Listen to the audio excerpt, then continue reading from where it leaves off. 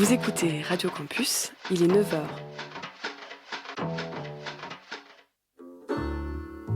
Hé, la Marie, t'as de belles dents, aussi blanches que celles de ma jument. Bonjour, bienvenue dans l'émission Le Pissenlit sur Radio Campus Dijon. Bonjour Thierry. Bonjour mon Stéphane, comment ça va? Ça va bien, ça va bien. Alors aujourd'hui, on va encore vous parler de, comment tu disais Thierry, qui fait quoi dans la série? Oui, quoi qu'il fait, Voilà, quoi qu'il fait c'est qui donc? donc toujours dans le développement durable, l'environnement, le respect de l'environnement et tout ça. Et aujourd'hui, on va vous parler du Conseil général de Côte d'Or.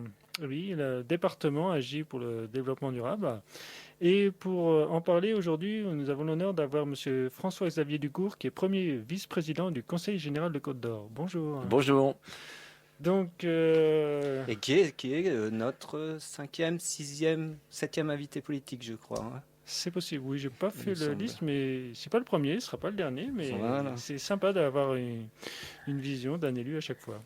Merci d'être venu. Ah, et c'est avec plaisir. Alors, le Conseil général, qu'est-ce que c'est? Alors, j'ai regardé sur le site internet, je vais lire rapidement, on va pas rentrer dans tous les détails. Parce qu'on se renseigne avant. Mais oui, mais c'est bien. Les compétences obligatoires dévolues par les lois de décentralisation, compétences facultatives d'intérêt départemental. Donc, les grands axes, on n'en traitera qu'un, celui qui nous intéresse aujourd'hui, mais je vais vous lire rapidement. Solidarité famille, transport déplacement, jeunesse éducation, culture patrimoine, sport loisirs tourisme, et on garde le meilleur pour la fin, aménagement et développement durable du territoire. Alors après, quand on tourne sur le site là-dedans, il y a pas mal de choses dans aménagement et développement durable du territoire. Rapidement, on reviendra plus en détail par la suite. Technologie de l'information et de la communication, logement, agriculture et aménagement du territoire, environnement et développement durable, laboratoire départemental, économie et emploi. Donc il y a différentes choses. Hein, Oui, donc ils font plein de trucs. ils Hein, font c'est pas mal de dingue, hein. choses. Hein. Alors, peut-être que pour commencer, parce que là c'est ce qu'on trouve sur Internet, mais vous qui travaillez dedans, peut-être une rapide description de qu'est-ce que le Conseil général, parce que tout le monde ne sait pas forcément. Quoi, C'est déjà la collectivité qui gère le département de la Côte d'Or, le quatrième département français par sa superficie. Plus de 500 000 habitants qui habitent en Côte d'Or. Et donc le Conseil général a effectivement un certain nombre de missions qui sont fixées par la loi.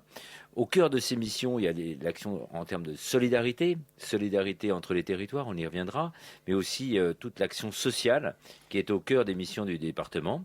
Ça veut dire beaucoup d'actions en direction de l'enfance, de la petite enfance, de l'enfance en danger, en direction des personnes âgées, à travers notamment la gestion de l'allocation personnalisée d'autonomie et toutes les problématiques de maintien à domicile des personnes âgées ou d'accueil dans les établissements spécialisés. Aide également dans le domaine social aux personnes handicapées, à travers les prestations pour les personnes handicapées et la gestion d'un certain nombre d'établissements qui accueillent des personnes handicapées dans le département. Et puis c'est également en matière sociale la gestion du RSA, du revenu de solidarité active, pour évidemment aider un certain nombre de personnes qui ont eu des accidents de vie et qui sont en recherche de nouvelles voies professionnelles en particulier. Donc ça, l'action sociale est vraiment au cœur de notre mission. C'est quasiment la moitié du budget du département, qui est de plus de 500 millions d'euros. Et puis, d'autres compétences très fortes. Les collèges, on y reviendra, je pense, parce que il y a aussi des actions qui sont menées dans le domaine du développement durable dans les collèges. Et puis, les routes, qui sont aussi une de nos grandes compétences, hein, toutes les routes départementales, l'entretien, les investissements en matière de routière, les transports scolaires, les transports collectifs hors de l'agglomération dijonnaise sont aussi de la compétence du département.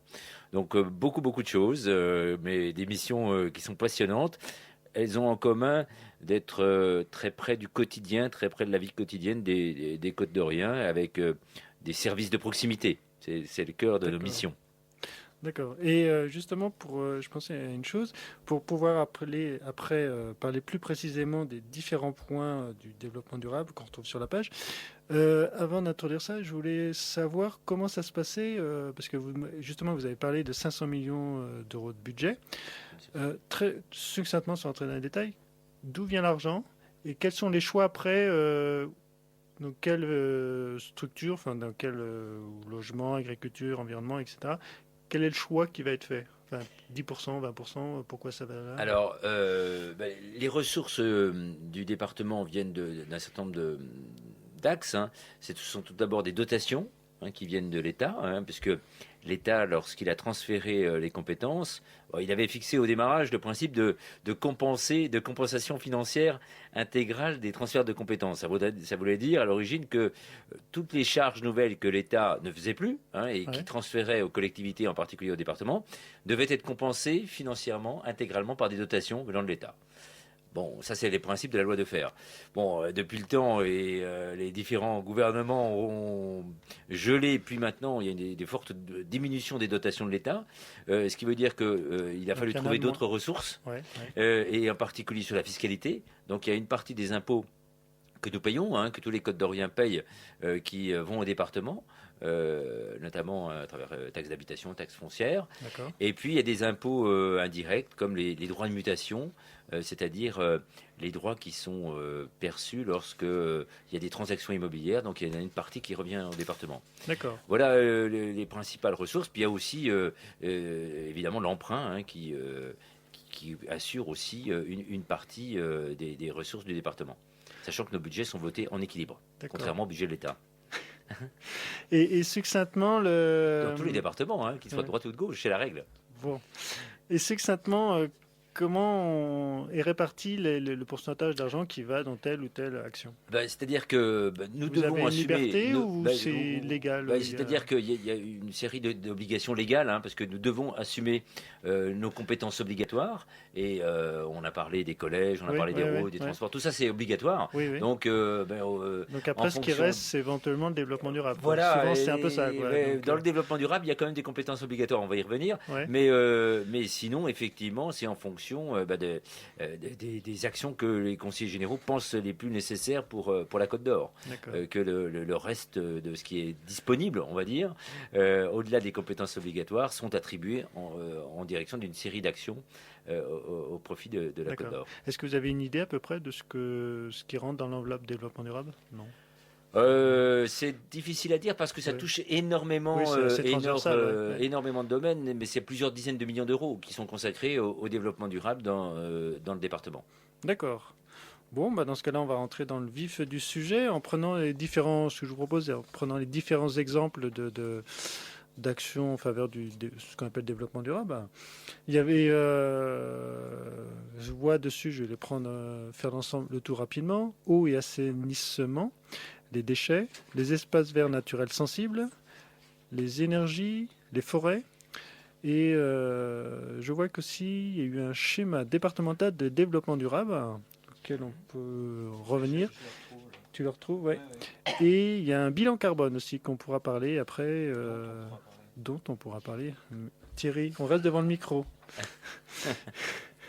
Donc, voilà. Alors, est-ce qu'il y a des sujets plus importants selon vous comment si vous voulez, dans ce domaine de l'environnement, il y a à la fois donc des compétences propres comme les espaces naturels sensibles, toute l'action en matière de déchets ou le plan climat-énergie, dont on pourra reparler. Et puis, il y a des actions plus volontaristes qui sont hors des compétences obligatoires, et notamment, nous menons en Côte d'Or des actions fortes dans le domaine de la forêt, la protection et le renouvellement de la forêt. Ça, c'est un point très important de notre politique. On mène également des actions dans le domaine des énergies renouvelables, et en particulier tout ce qui concerne les déchetteries bois, les chaufferies à bois que nous encourageons dans le département. Nous subventionnons tout un plan au service de ces nouvelles chaufferies. Et puis, nous avons aussi donc des actions dans les collèges à travers un plan qui s'appelle Agenda 21 scolaire. On en reviendra. Ça, c'est un programme important. Alors, ce que je vous propose, on peut commencer, comme vous l'avez dit, là, de parler des forêts. Des forêts, et après, on pourra parler sur le domaine agricole, parce qu'en regardant sur votre site et en feuilletant les anciens numéros du magazine du Conseil général, j'étais surpris de voir à quel point il y avait un lien entre le Conseil général et l'agriculture. Donc, et le milieu rural en règle générale. Voilà. Je pense que c'est une histoire de dimensionnement. Non, mais j'ai découvert et Donc voilà, et là sur le Côte d'Or Magazine octobre 2014, voilà, c'est le dernier, il y a un gros article sur Parc national des forêts de Champagne et Bourgogne, atout territorial. Oui, bah c'est sûr qu'on a la chance d'avoir un magnifique département, un département qui est à la fois urbain, mais qui est aussi très rural. Hein. Donc il y a toute une partie, notamment au nord, à l'ouest, et puis aussi un petit peu à l'est du département, qui est extrêmement rural. Donc ce lien et cette mission donc, de soutien aux territoires ruraux, et donc à l'agriculture, et donc à toute l'activité en milieu rural, est évidemment fondamentale. Et toute la mission du Conseil général, c'est justement d'organiser cette solidarité entre les territoires urbains et les territoires ruraux. Alors si on prend l'exemple de la forêt, un petit mot peut-être, Voilà, si vous oui. voulez. Sur la forêt, il faut savoir que dans le département, ça représente 332 000 hectares. Il y a 332 000 hectares de surface boisée dans le département. Nous sommes le 4e département français sur le plan forestier. Ouais, ouais. Et donc, c'est quand même une forte particularité. Donc, nous avons toute une politique volontariste pour soutenir et encourager le patrimoine forestier des communes à travers des programmes bois énergie, des programmes bois construction, des opérations de régénération de peuplement de chênes ou de hêtres, toute une série d'actions en direction également de la construction bois. Hein, nous encourageons, nous subventionnons un certain nombre de constructions bois, en particulier dans le domaine public, parce que nous considérons que le bois, que la forêt est une richesse fondamentale dont nous avons hérité, mais qu'il faut aussi renouveler, et que c'est un vrai atout économique. D'accord. Alors justement, sur l'approvisionnement de bois pour la biomasse ou les constructions, un ami qui connaît bien le sujet me faisait remarquer que Je te vois venir. au niveau mais au niveau de la Bourgogne, pas uniquement de la Côte d'Or, mais la Côte d'Or est donc très impliquée là-dedans, c'est que, notamment à Dijon, on a de plus en plus de chaudières, de grosses centrales de biomasse pour produire de la chaleur. Il y en a à Besançon, il y en a à Dole, enfin à Beaune, ça se multiplie un peu partout. Et on a vu nulle part, alors que ça se fait dans d'autres régions, mais aussi peut-être dans d'autres départements, de plans de gestion globale de la forêt. Et quand on discute on a déjà discuté avec certains élus pour dire mais d'où vient le bois, à chaque fois on a la réponse, vous inquiétez pas, c'est dans un périmètre local.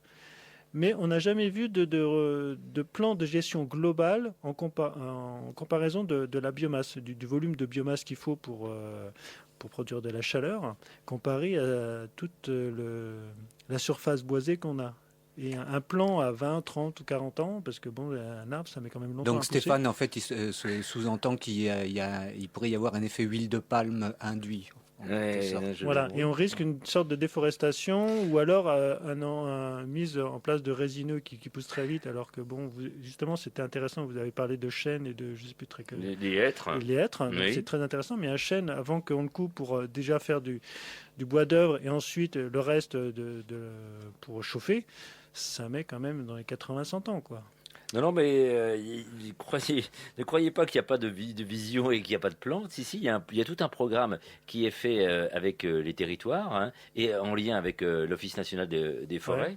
Ouais. Nous avons en particulier Parce que des j'en ai chartes. cherché de tels plans et j'en ai pas trouvé. Donc, Ah ben, ça existe. je sais que ça existe dans d'autres régions ou dans d'autres départements, mais ici, alors bon, je suis pas grand de tout, bien sûr, mais Non, mais je vous assure que ça existe. À travers, en particulier, nous agissons à travers des chartes forestières de territoire, donc territoire par territoire, en lien avec l'ONF, pour cibler un certain nombre d'actions afin de gérer toutes les forêts, et en particulier les forêts publiques, et prévoir leur renouvellement.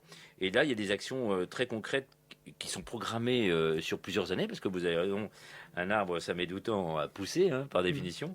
Donc, il y a toute une série d'actions qui sont menées et très concrètes, très pratiques, avec des soutiens financiers importants du département. Hein, pour l'année dernière, ça représentait plus de 80 000 euros, hein, dans ce domaine.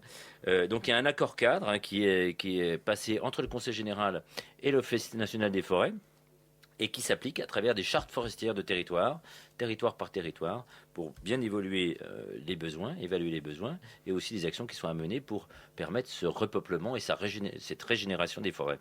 D'accord. Oui, mais Bon, c'est, bah, puis c'est tant mieux parce qu'effectivement, le bois en tant qu'énergie, c'est obligatoirement en rotation rapide. Donc, en termes de biodiversité, ce serait assez catastrophique alors, si on ne fait que ça. Alors, on va faire une petite pause musicale et on va écouter Pleasure Excellent l'anglais. de Baxter Dury.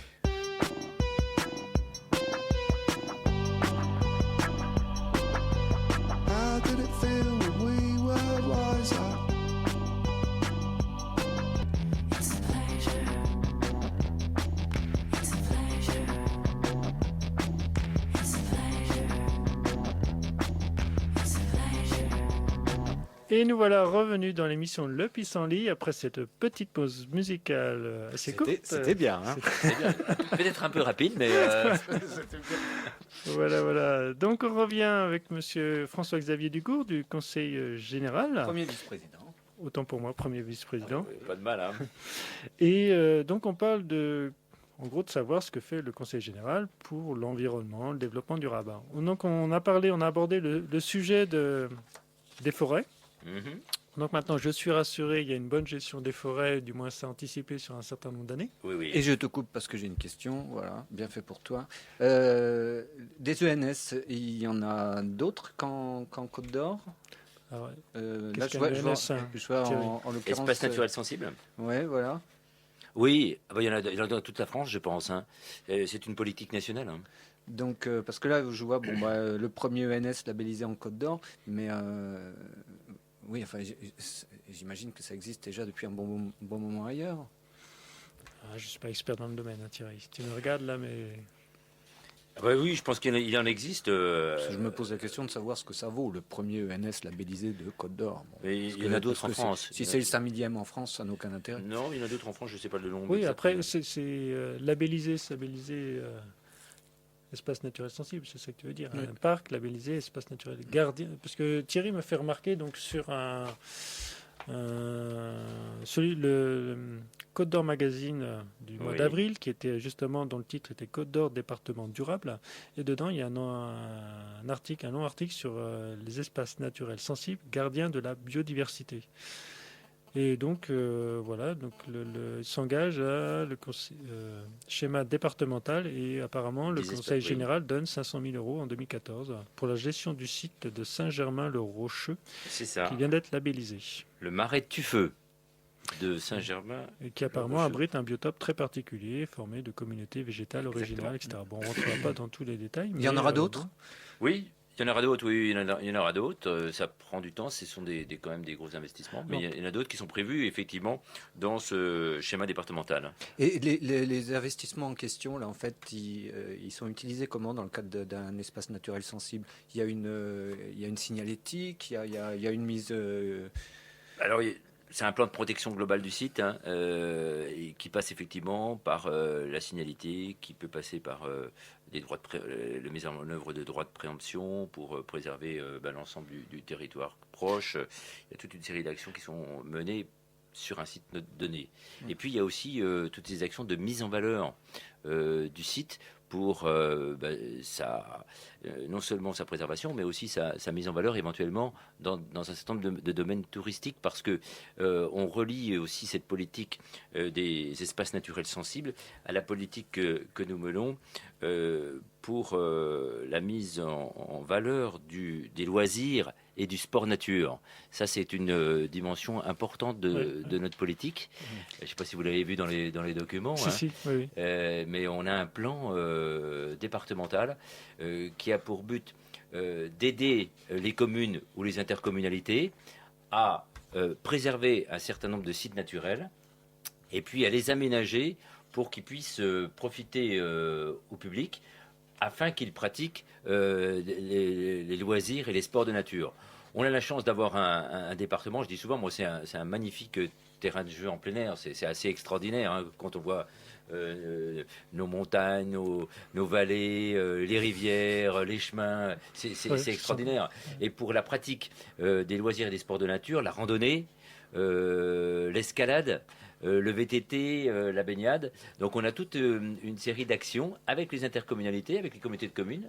Donc vous apportez des moyens financiers oui. pour ces exercices, développer ça, quoi. Oui, D'accord. exactement, pour les protéger, pour les aménager, pour les activités de nature, et puis pour toute la signalétique, effectivement, toute l'organisation du site. Ça, c'est quelque chose une politique à laquelle on tient énormément. Donc là, je vois par exemple,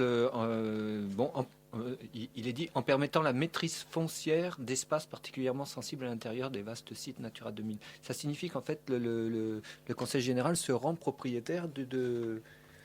C'est possible, c'est le conseil général où ce sont les communautés de communes Oui, comme. qui peuvent être concernées.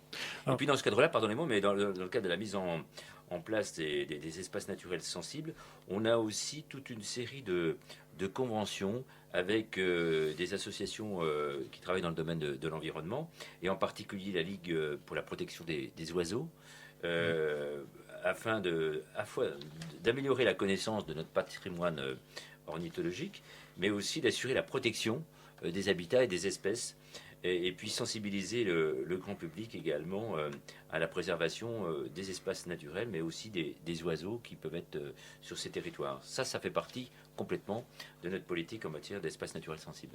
D'accord. Alors justement, pour faire un lien vers un autre sujet dont je parlais tout à l'heure, l'agriculture, quand il y a un parc comme ça, vous dites, on va protéger cette zone sensible, Oui. il y a souvent de l'agriculture qui est en place. Comment ça se passe avec le monde agricole? Et vous dites, vous continuez, ou alors il y a une charte, par exemple, reboisement de haies, des choses comme ça, ou ça se passe, il y a, Ça se il y a fait des en règles, concertation. On ne peut pas imposer des choses comme cela sans Oui, qu'il y ait oui. concertation, discussion. Donc ça se fait en lien avec les maires, avec les présidents de communautés de communes, et puis effectivement avec le milieu agricole. Parce que j'ai vu que dans tous vos documents, vous étiez très impliqué en travaillant en étroite relation avec apparemment la Chambre d'agriculture. Tout à fait, on a toute une convention Alors, et des actions communes avec la Chambre d'agriculture, oui. Voilà, et attends, juste Thierry, je prends une Puis, il y a petite note que j'avais mise tout à l'heure. Il y a la ferme Côte d'Or. Parce qu'il y a un truc que j'ai regardé Ouais.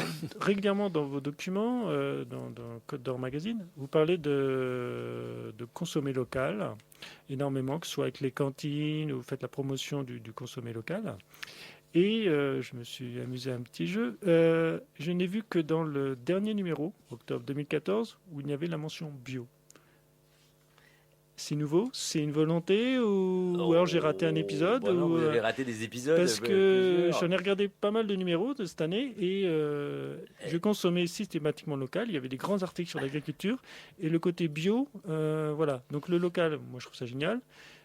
Le bio, c'est pas forcément une utopie. Enfin, je veux dire, vous travaillez pas mal sur l'assainissement, sur l'eau, les pesticides, insecticides, etc. On voit comment ça peut polluer les rivières. Donc, est-ce qu'il y a une volonté délibérée du Conseil général de soutenir les agriculteurs, enfin de favoriser d'une façon diverse et variée, mais sans négliger le bio? Ah absolument. Alors ça se traduit par toute une série d'actions. Le soutien aux filières agricoles, en particulier les agriculteurs qui travaillent dans le secteur du bio, bien sûr.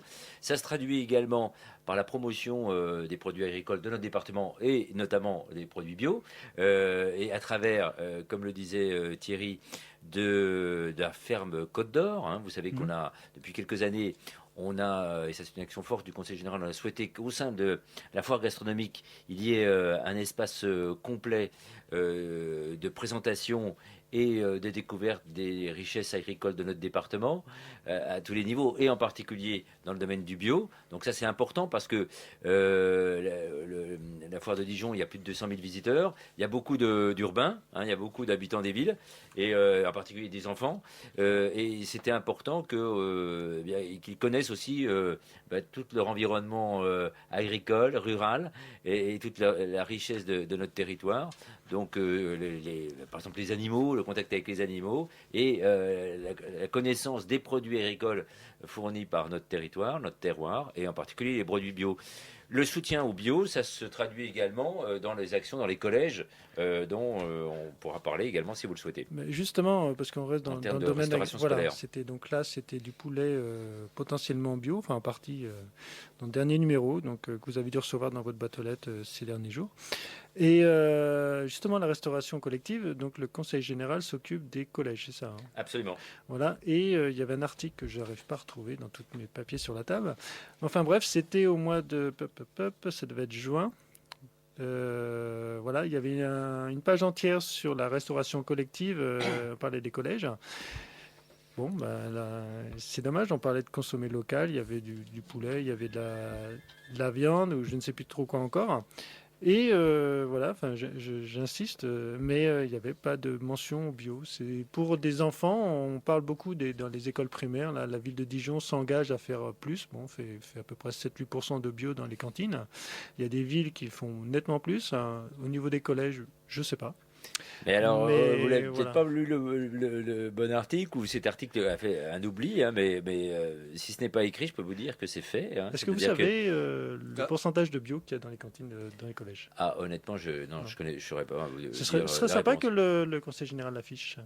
Oui, on pourrait le faire, bien sûr, hein, parce que depuis plusieurs années, en lien avec tous les chefs des restaurants, parce qu'il faut savoir que dans les collèges, chaque collège de Côte d'Or a sa propre restauration. Hein, c'est pas une société nationale, hein, Ouais. qui fournit Ils ont une cantine. Ce sont des cantines D'accord. avec des cuisines où Propre. la restauration est faite sur place. D'accord. Et dans ce cadre-là, en lien avec les cuisiniers de ces collèges, nous avons toute une politique pour encourager de la nourriture de qualité, et en particulier l'introduction du bio. Alors je ne pourrais pas vous donner un pourcentage, enfin, on ne travaille pas totalement comme ça aujourd'hui. En tout cas, il y a un très fort encouragement et une réalité d'introduction de produits agricoles de qualité, de nourriture de qualité, et notamment du bio. D'accord, on lance l'appel bientôt sur le site, ce sera affiché Oui, le oui, on pourcentage, mettra comme ça on plus pourra clairement, vous avez comparer. raison. On peut ailleurs. s'améliorer en c'est la communication. transparence et voilà. Est-ce que la dégradation Vas-y Thierry. est-ce que la dégradation progressive de notre environnement effraie ou inquiète le premier vice-président du Conseil général? Ah bah oui, comme tout le monde, bien sûr, c'est évident. Moi, je suis un citoyen comme les autres, évidemment. On observe, hein, tout ce qui se passe, tous les phénomènes de pollution, d'envahissement, de pollution visuelle, de pollution sonore, de pollution par toutes les formes, et l'activité économique, l'activité industrielle, la croissance aussi des villes. Et ça, notre département est au cœur, hein, de ces problématiques. On voit très bien que les campagnes se vident au profit des villes, pas tellement les villes-centres, mais beaucoup les banlieues, hein, qui grossissent énormément. Et tout ça est consommateur d'espace, tout ça est source de trafic, de plus de circulation. Donc tout ça, évidemment, est source de pollution et de dégradation de notre environnement. Alors des efforts sont faits, et je crois qu'il y a une vraie prise de conscience, il me semble, à tous les niveaux, et toutes les collectivités, et quelle que soit leur sensibilité aujourd'hui, mettent en place, à travers des plans climat, toute une série d'actions pour essayer d'améliorer la situation et de préserver notre environnement. Mais la dégradation est sensible, évidemment, elle est inquiétante. On la voit tous les jours, chacun d'entre nous, hein. Bon, on va Ok, revenir sur on tous va- ces sujets après Thierry. hein. Oui, Encore on pas va mal. se remonter le moral avec un petit bout de musique. Oui, il faut Et garder ça l'espoir parce que il y a des choses avancent néanmoins, hein. Et puis je pense qu'il y a beaucoup d'actions aussi qui passent par les enfants, par les jeunes. Et nous, on axe beaucoup notre politique en matière d'environnement sur l'éducation, sur les plus jeunes, parce que c'est par des bonnes habitudes les plus tôt possibles qui doivent être prises. Et c'est pour ça que dans les collèges, on a tout un programme à travers le dossier Agenda 21 scolaire. On est un des seuls départements de France à avoir mis en place cette action au service du développement durable, et toute une série de sensibilisation de l'ensemble de la communauté éducative aux actions de préservation de l'environnement. C'est fondamental, hein. On va écouter Power Solo et ça s'appelle Des filles.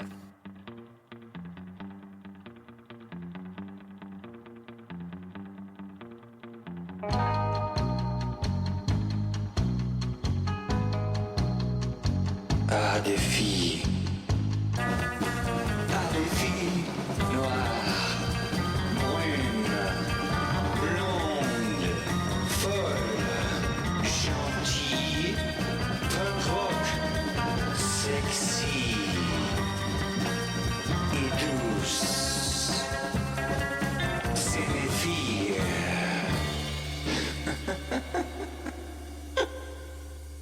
Et nous voilà revenus dans l'émission Le Pissenlit. On continue pour tout savoir sur le Conseil général. Après la forêt, après l'agriculture, on va continuer. Il y a pas mal de petits sujets. Oui, alors, si, je voulais revenir sur le... Moi, j'aurais bien voulu poursuivre sur... Juste une petite excuse-moi, question, Stéphane. Oh, bah, bien sûr, tu Voilà. tu penses que je vais me plier. Alors, Non, je voulais juste revenir sur la réponse qu'on a eue avant le morceau de musique. Est-ce que le premier vice-président du Conseil général pense qu'on a les moyens et qu'on aura la possibilité d'opérer les changements nécessaires et à l'échelle d'un département, et en particulier de la Côte d'Or, quel serait-il? On ne peut pas tout faire seul, hein, c'est sûr. C'est la conjugaison des efforts publics et privés qui feront que les choses avanceront vraiment. Mais c'est vrai qu'un département comme le nôtre et une collectivité comme la nôtre a évidemment des leviers, des moyens. On a parlé des espaces naturels sensibles. Il y a toute action en direction des déchets, de l'eau, de l'assainissement, des forêts, du paysage, et puis l'action d'éducation qu'on peut et de sensibilisation que l'on peut faire sur des bons gestes pour l'environnement. Donc oui, on a les moyens de faire avancer les choses, mais évidemment ça se fait pas seul. Il y a les communes, il y a les intercommunalités, il y a les régions, et puis il y a les entreprises, les commerçants et les particuliers. Donc on sait bien, hein, résoudre des problèmes d'environnement aujourd'hui, c'est pas simple. Tous les jours, il y a de nouveaux problèmes qui apparaissent. Donc il faut trouver de nouvelles solutions. Ça implique des moyens financiers. Parce qu'il faut le dire, ça coûte cher de mettre en place des déchetteries, de mettre en place des stations d'épuration, des équipements de protection de l'environnement, ça coûte cher. Donc il faut des moyens financiers et il faut globalement qu'on arrive à concilier le développement économique avec la protection de notre environnement. C'est bien là que le bas blesse. Et c'est toute la problématique. justement, c'est là où je voulais en venir. Et puis, tu vois. Voilà, Thierry m'a Tu tendu la perche, super. Et donc, dans Côte d'Or Magazine, encore, on trouve plein d'informations là-dedans. Je vous incite à le lire. C'est une bonne lecture. Hein. Voilà. De juin 2014, donc c'est pas vieux, il y a un titre commune, département, même combat, le bien vivre, 100% Côte d'Or. Et tout de suite, Thierry, ça m'a fait penser à une émission qu'on avait fait l'hiver dernier, Oui. où on avait invité deux élus, Jean-Patrick Masson et Catherine Vandrigas, Oui. où on parlait des indicateurs économiques alternatifs.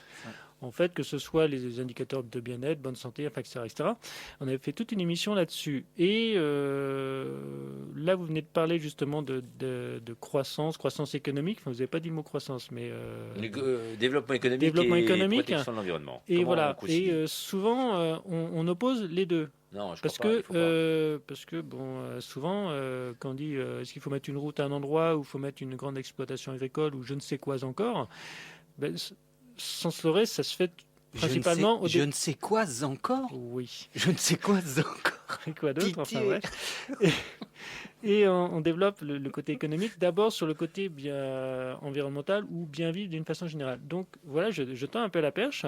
Dans certaines régions, il y a du côté de l'île et puis du côté de, je sais plus, enfin bref, des mises en place d'indicateurs économiques, ce qu'on appelle alternatifs, des indicateurs de bien vivre ou bien-être, enfin bon, peu importe la dénomination, où on met dedans des aspects économiques, des aspects environnement, des aspects sociaux. Et tout ça donne un pool où à chaque fois qu'une décision est prise, on regarde l'indicateur s'il va augmenter ou diminuer.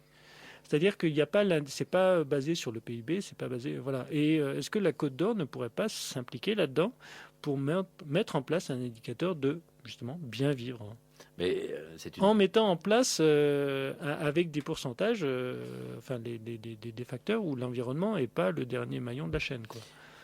Parce que, comme vous l'avez dit, quand il y a des forêts, on peut se déplacer, c'est À un agréable. moment, il faut qu'il réponde. Non, mais je suis intéressé par ce que vous dites. Je vous écoute. Mais c'est intéressant, franchement, hein, honnêtement, très intéressant. Moi, honnêtement, je ne les connaissais pas, hein, ce type d'indicateur. Mais ça mérite d'être creusé, voire éventuellement peut-être mis en application. En observant déjà ce qui se passe sur les territoires qui l'ont mis en place, Bien sûr, ouais. comment ça se passe concrètement. Il ne faut pas non plus que ce soit simplement de la communication.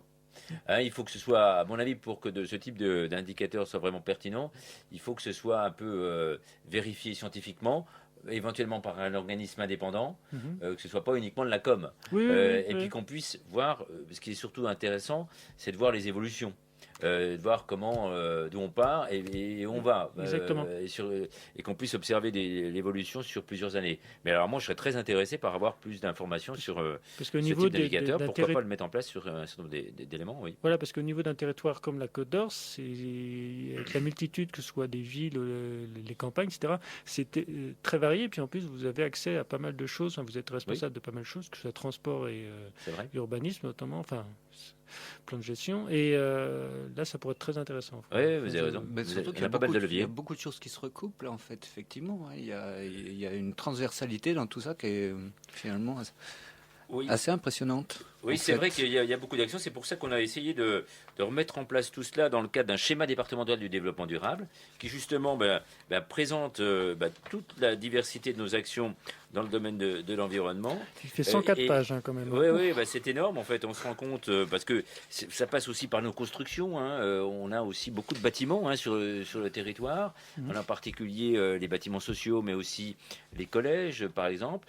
Donc là aussi ces préoccupations d'environnement. L'intérêt, je crois, c'est que ça puisse être pas seulement une politique sectorielle, l'environnement, mais une politique transversale. C'est-à-dire que on ait ce réflexe de protection de notre environnement à tous les niveaux et dans tous les domaines. Et donc il y a une vraie transversalité. Ça, ce serait c'est le but de ce schéma en tout cas. Je vois rien au milieu de tout ça. Je vois rien sur les pesticides, par exemple. Est-ce qu'il y a des choses concrètes qui sont menées par le département? Probablement en lien avec les. Honnêtement, je suis pas vraiment au cœur des problématiques agricoles, hein, mais je pense qu'il y a aussi des actions qui sont menées avec les chambres d'agriculture dans ce domaine. Dans Je la- connais pas le au détail, niveau honnêtement. justement comme vous disiez, comment s'appelle le titre? Schéma départemental de développement durable. On voit page 38-39. Alors j'ai pas tout imprimé, hein, j'ai juste le schéma. Valorisation de l'agriculture et de la viticulture biologique. Et ben voilà, Voilà. ça doit passer par là. Donc je gardais quand même pour la Eh fin. ben, tu vois. Donc, Bravo. il y a des ambitions. Ça doit passer par là. Mais voilà, il faut quand même le chercher. Donc j'étais un peu déçu. Mais alors justement, je voudrais revenir. Vous avez parlé tout à l'heure protection des paysages. C'est Ah une non, mais départ- parce qu'en l'occurrence, les pesticides, est-ce que moi je t'ai coupé? Oui. Enfin, quand on s'occupe D'agriculture. quand on on est en charge de l'eau et de l'assainissement Oui, de l'eau, c'est intègre. on peut pas Bien sûr. ne pas. Oui, mais c'est complètement intégré, oui, bien sûr. Considérer, enfin, c'est juste aberrant, tu vois. Bien Oui, sûr. oui, oui. Non, mais c'est intégré. Thierry me recoupe. C'était vachement bien ce C'était que, quoi ce la que je viens de question dire. Non, c'était pour revenir. Vous avez te rapidement recoupe pas, je te recoupe évoqué. C'est les paysages. Où le Conseil général s'occupe donc du côté rural. Oui. Et j'ai vu dans la presse récemment, et je connais un peu le sujet, ce qu'on appelle les préenseignes. C'est le Conseil général qui s'occupe de les mettre aux normes, toutes ces enseignes qu'on trouve avant les villes, les panneaux publicitaires. Et le Conseil général travaille actuellement avec la préfecture pour les faire tomber. Et j'ai vu que ça avance bien, enfin ça avance. J'ai Oui. encore vu un article dans la presse cette semaine, je crois. Oui, c'est vrai. Et voilà, donc je voulais souligner que c'était un truc qu'on ne pense pas souvent. Ah bah, Ça, c'est son sens de l'esthétisme. C'est tout simplement parce qu'il trouve que c'est moche.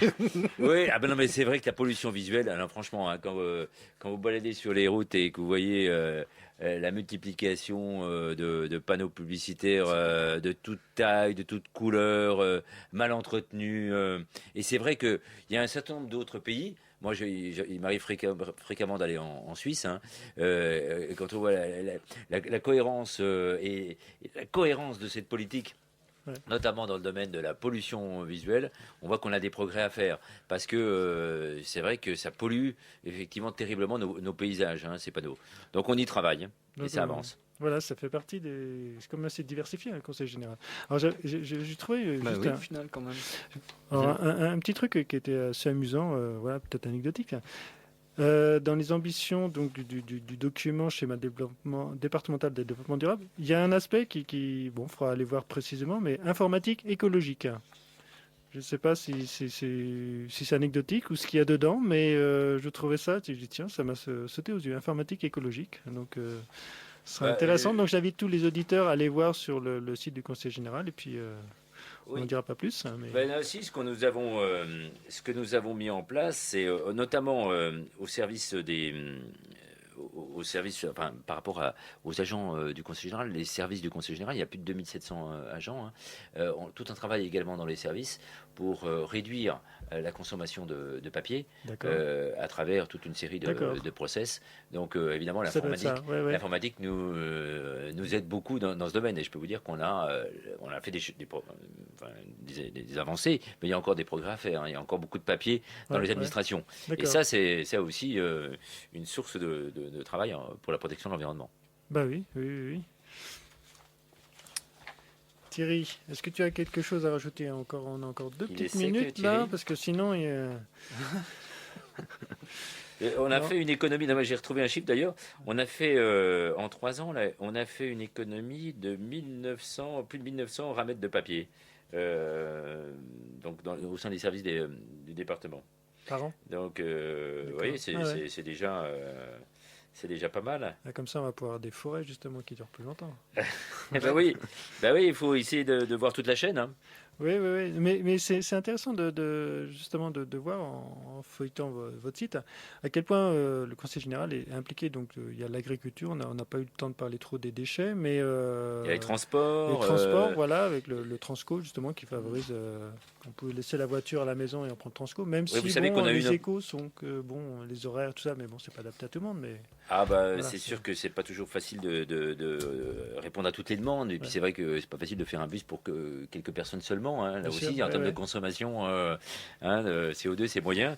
Mais sachez que par exemple, on a eu une politique très volontariste de réduire le coût des transports départementaux à travers le ticket unique à 1,50 €. C'est quand même formidable. Hein. On peut traverser le département à 1,50 €. Et on a eu plus de 50% d'augmentation de la fréquentation de certaines lignes. Donc c'est énorme.